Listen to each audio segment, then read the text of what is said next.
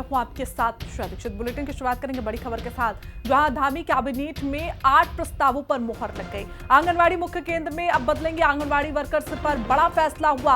Anganwadi workers के promotion को मंजूरी मिल गई है। सुपरवाइजर के पद पर प्रमोशन को मंजूरी दी गई। आपको बता दें कि 50% पद आंगनबाड़ी वर्कर्स से भरे जाएंगे। रायपुर में फ्री जोन में निर्माण को भी मंजूरी मिल चुकी है। फ्री जोन में घर, छोटी दुकान बनाने को मंजूरी दी गई है। तो ये बड़ी जानकारी हम आप तक साझा कर रहे हैं। आपको बताते चले कि आज मुख्यमंत्री पुष्कर सिंह धामी की अध्यक्षता में कैबिनेट की यहां पर बैठक की गई थी और ऐसे में लगभग 1 दर्जन से ज्यादा प्रस्ताव यहां पर आए, जिसमें 8 प्रस्तावों पर कुल मुहर लग चुकी है। तो ये बड़ी जानकारी हम आप तक साझा कर रहे हैं, जहां मिनी आंगनबाड़ी मुख्य केंद्र में अब बदलेंगे आंगनबाड़ी वर्कर्स पर। ये बड़ा फैसला इस कैबिनेट बैठक में हुआ है। आंगनबाड़ी वर्कर्स के प्रमोशन को मंजूरी दे दी गई है। सुपरवाइजर के पद पर प्रमोशन को मंजूरी दी गई है। यानी कि अब आंगनबाड़ियों के लिए खुशखबरी का समय है। 50% पद आंगनबाड़ी वर्कर्स से अब भरे जाएंगे। तो ये बड़ी जानकारी है, जहां फ्री जोन में घर, छोटी दुकान बनाने को भी मंजूरी मिली है। तो आपको बताते चले कि धामी कैबिनेट में कुल 8 प्रस्तावों पर मुहर लग चुकी है। लगभग 12 प्रस्ताव यहां पर आए थे, प्रस्ताव उनके सामने रखे गए, लेकिन अभी तक 8 प्रस्तावों को पूरी तरीके से मंजूर कर दिया गया है।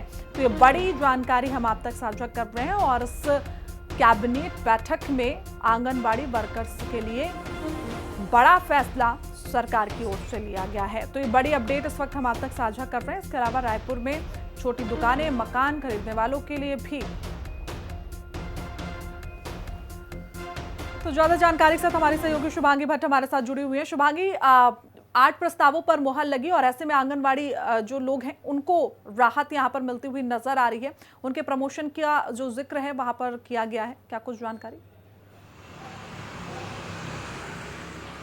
बिल्कुल, देखिए आज कैबिनेट में 8 प्रस्तावों पर कैबिनेट ने मुहर लगाई है और इसमें सबसे पहले तो आंगनबाड़ी जो मिनी आंगनबाड़ी केंद्र हैं उनको पूर्ण रूप से आंगनबाड़ी केंद्रों में तब्दील किया जाएगा। इस पर आज मुहर लगी है और खास तौर पर जो आंगनबाड़ी कार्यकर्त्री हैं इसमें अब जो संशोधन किया गया उसके हिसाब से जो भी पद होंगे 50% उसमें आंगनबाड़ी कार्यकर्त्रियों की नियुक्ति जो है वो की जाएगी। तो ये उनके लिए कहीं ना कहीं एक राहत भरी खबर है। इसके अलावा यूसीसी को लेकर एक बड़ा फैसला लिया गया है। यूसीसी की नियमावली में आज संशोधन किया गया है, क्योंकि नेपाल, भूटान और तिब्बत से हमारे देश का रोटी बेटी का संबंध है और ऐसे में कई लोग जो इन देशों से यहाँ पर रह रहे हैं, शादी कर चुके हैं, लेकिन उनका रजिस्ट्रेशन नहीं हो पा रहा था क्योंकि उनके पास यहाँ का आधार कार्ड नहीं था। और ऐसे में अब आज बड़ा फैसला लिया गया है कि अब आधार कार्ड की जो अनिवार्यता है वो हटाई गई है, उसको राहत दी गई है और इन लोगों के पास अब जो बाहर से, चाहे वो नेपाल के हो, भूटान के हो या तिब्बत के हो, अगर वो यहाँ पर रह रहे हैं, शादी करके आ रहे हैं, तो उनके जो अपने डॉक्यूमेंट्स हैं उनके आधार उनको भी वैध माना जाएगा और उनके आधार पर ही अब रजिस्ट्रेशन जो है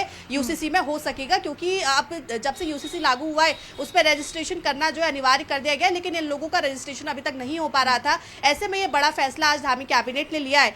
इसके अलावा अगर बात करें तो रायपुर का जो क्षेत्र था जहां पे विधानसभा परिसर प्रस्तावित है बनना, वहां का जो आसपास का जो पूरा जोन है उसको फ्री जोन घोषित कर दिया गया था। वहां पर किसी भी निर्माण कार्य की अनुमति नहीं दी गई थी, लेकिन इसमें भी आज संशोधन किया गया और एक राहत भरी खबर है कि वहां पर अब छोटी दुकानें और छोटे बहुत जो निर्माण कार्य हैं वो किए जा सकते हैं। तो ऐसे में वहां की जो जनता है उनको इससे राहत मिलने वाली है। इसके अलावा चिकित्सा के जो विभाग है, स्वास्थ्य विभाग, उनकी तरफ से प्रस्ताव लाया गया था। चिकित्सा में जो क्षेत्र में जो लोग काम कर रहे हैं उनके लिए भी राहत भरी खबर है कि 5 वर्ष का जो कार्यकाल पूरा कर लेंगे उनका पूरे कार्यकाल में एक बार ट्रांसफर जो है वो होगा। और लगातार जिस तरीके की बात अभी की जा रही थी कि क्योंकि रजत जयंती वर्ष है, 25 वर्ष पूरे हो रहे हैं उत्तराखंड को, ऐसे में विशेष सत्र बुलाने की बात कही गई थी, वही प्रस्ताव आज कैबिनेट में लाया गया, उसको आज मंजूरी मिल गई है। यानी कि अब विशेष सत्र बुलाया जाएगा, 2 दिवसीय सत्र होगा जिसकी तिथि क्या होगी इसके लिए मुख्यमंत्री को अधिकृत किया गया है और बहुत जल्दी मुख्यमंत्री इसको लेकर घोषणा करेंगे कि आखिर किस वक्त पर किस दिन ये विशेष सत्र जो है वो बुलाया जाना है। इसको लेकर मुख्यमंत्री का बयान भी सामने आया। उन्होंने कहा है कि क्योंकि ये 25 वर्ष अपने आप में काफी उतार चढ़ाव रहा है, कई सारी चीजें सीखने को मिली है, कई सारी चीजें देखने को मिली है। इन तमाम चीजों का जिक्र जो है, इन तमाम चीजों पर चर्चा विधानसभा के अंदर भी होनी चाहिए, पक्ष विपक्ष के बीच। इसी उद्देश्य के साथ ये सत्र बुलाया जा रहा है। तो आज 8 बड़े प्रस्ताव जो हैं वो इस कैबिनेट में लाए गए हैं और कहीं ना कहीं जब ये ग्राउंड पर उतरेंगे, जब ग्राउंड पर नजर आएंगे तो इससे जनता का विकास भी होता हुआ नजर आएगा। बिल्कुल शुभांगी, तमाम जानकारी के साथ जुड़ने के लिए आपको बहुत बहुत शुक्रिया। तो चलिए आगे बढ़ते हैं। जो सीएम योगी पर पप्पू यादव का